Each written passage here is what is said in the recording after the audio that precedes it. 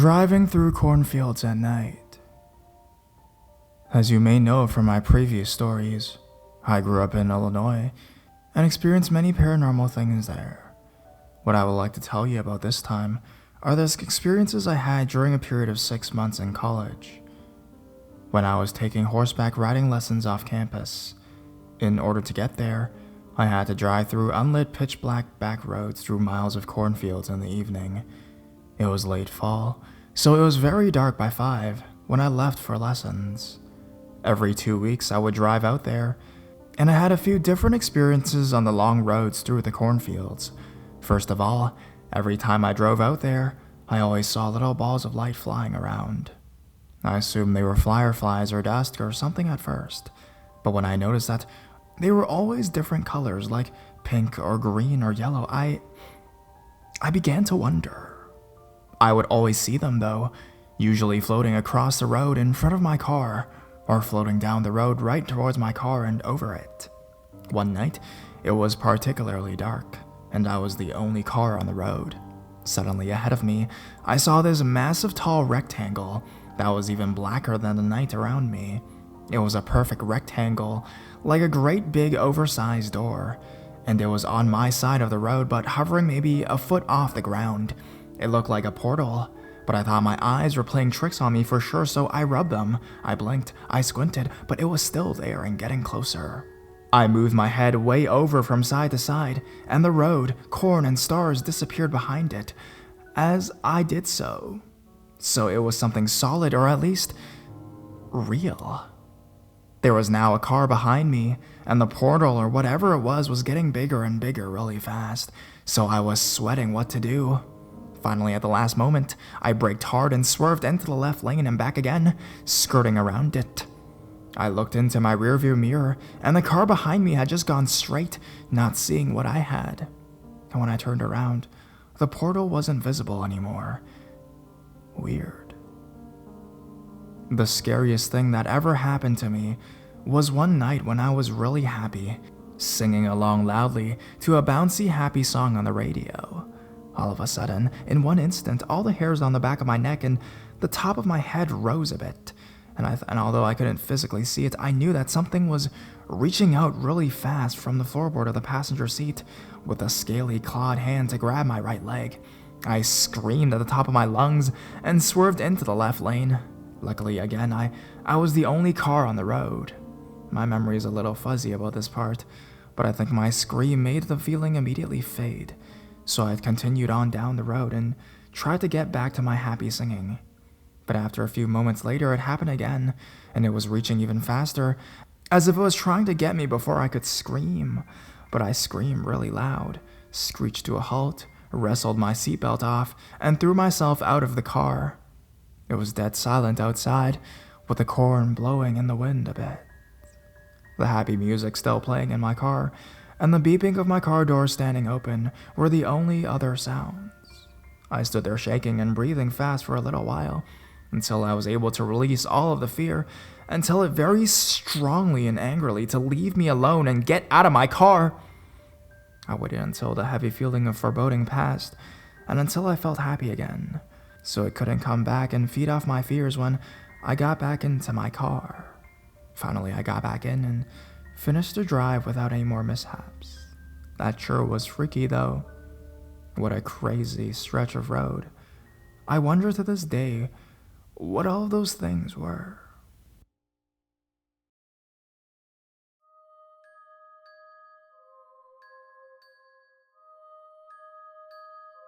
The Shadow in the Cornfield. I was about 9 at the time, and I was just slowly being allowed to go where I wanted in my small village. Me and my friends spent our holidays going to new places that seemed no one had been to. It seemed adventurous, but of course, we were only going about 4 miles from home to where farmers would regularly throw us off their land and threaten us with the police. They never did do anything, even if we were caught again and again. We would also take my gold-hearted husky, Wolfie. He was our bodyguard, I suppose. We were wandering about the outskirts of the village, looking for somewhere to go. We had pretty much been everywhere when we came across this path. It wasn't like this path that appeared like magic, and we had never seen it before. We had seen it every time we had set off for a walk, but it just looked boring. It was just an old road with a few bushes and a house about a quarter of the way down. To be honest, it was painfully boring. There was a field full of junk. We had fun in it for about half an hour. After about 2 hours, we came across this cornfield. It was such a relief, it was great.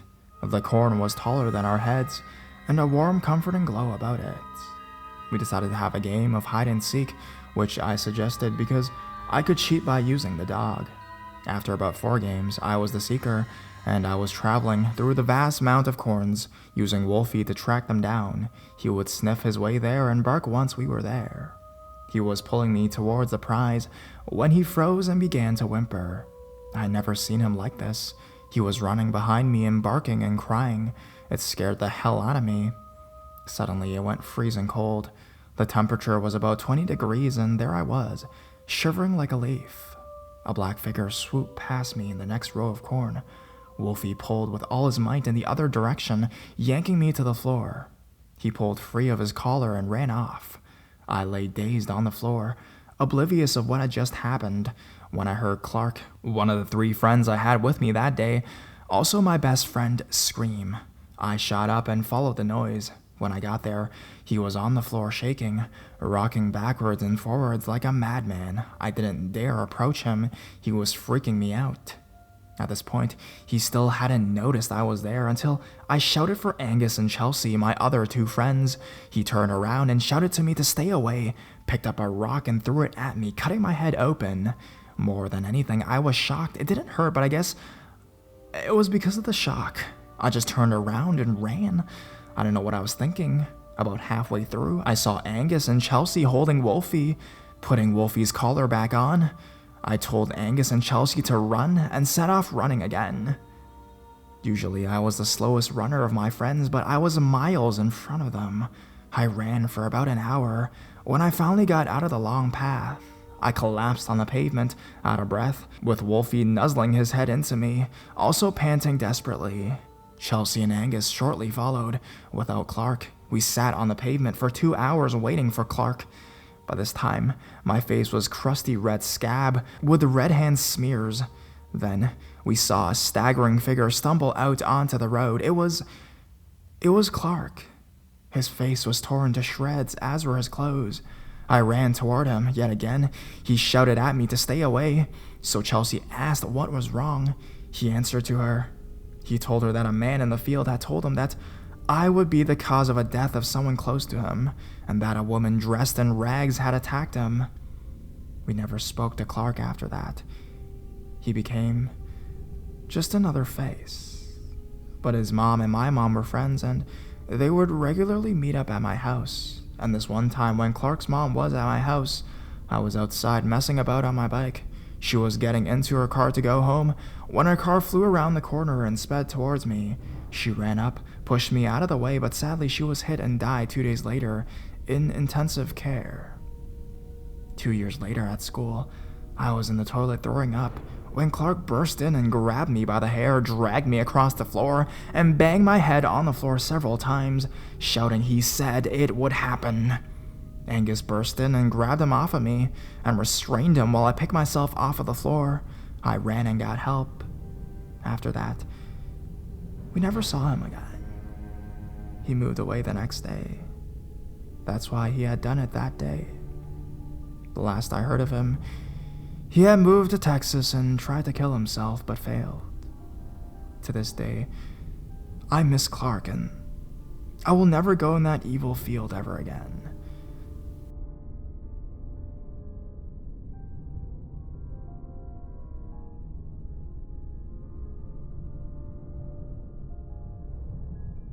The Bingham Light. Note: I copied and pasted this story from my personal blog. Even though the events first took place a few years prior, the actual story was written back in 2013 to 2014.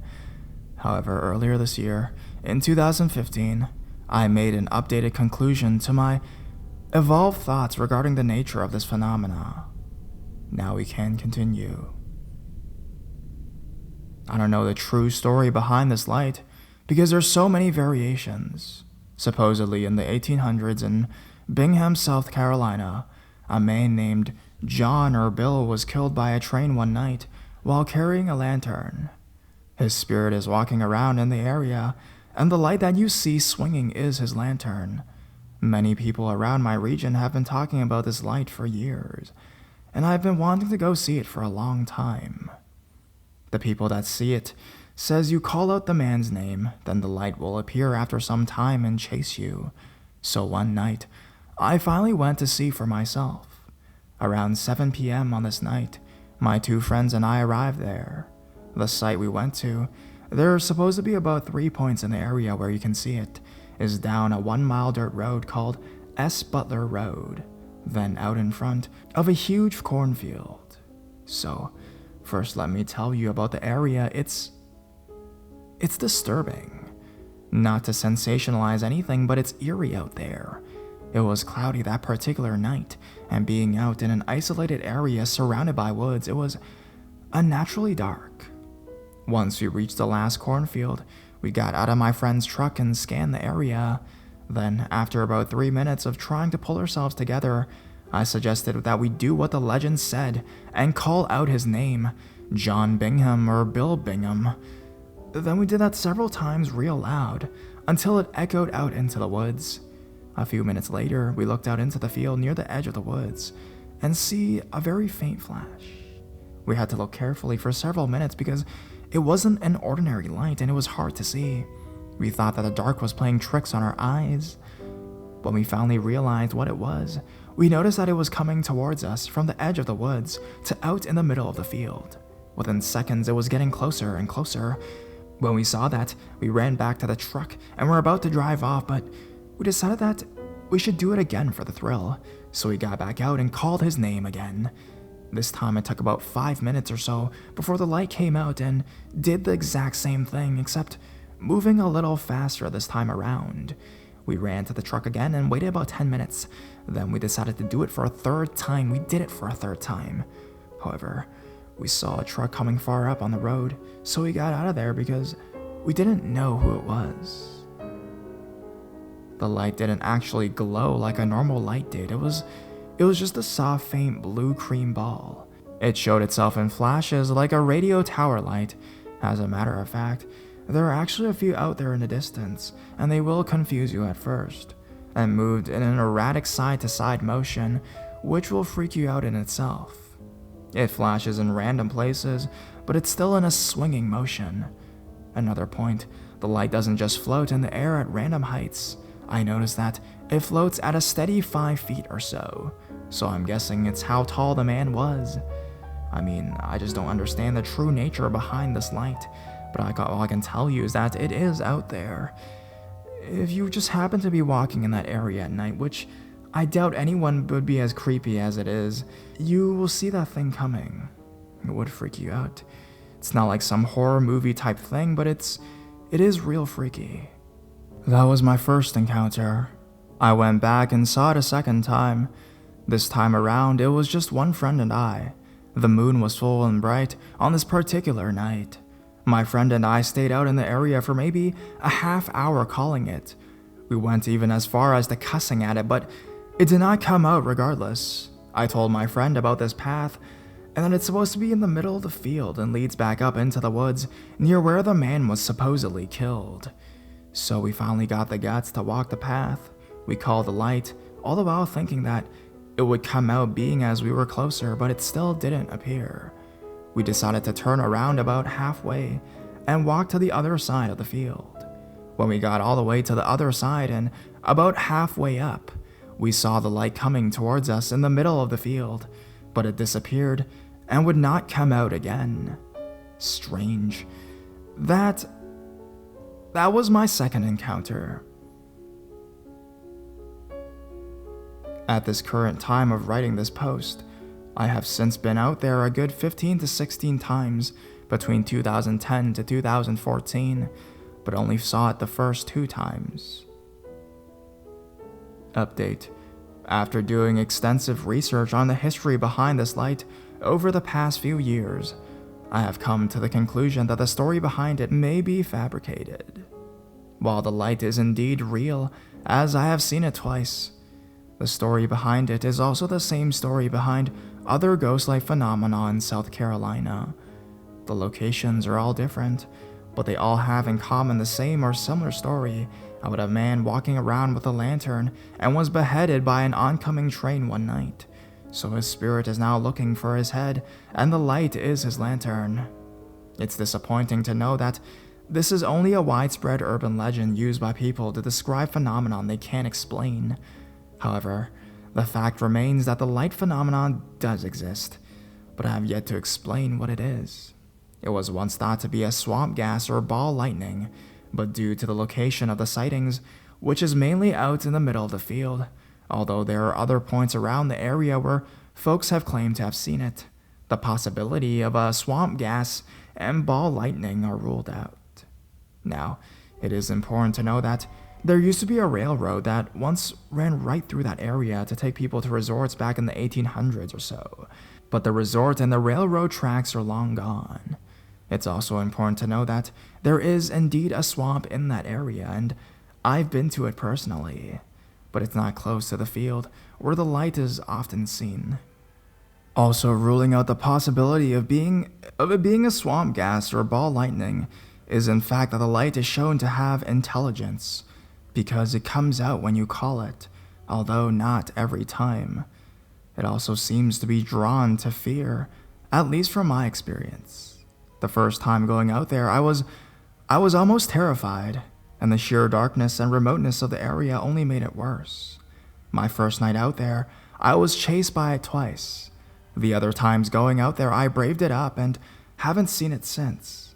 All of this considered is the reason why I think it's definitely a spirit.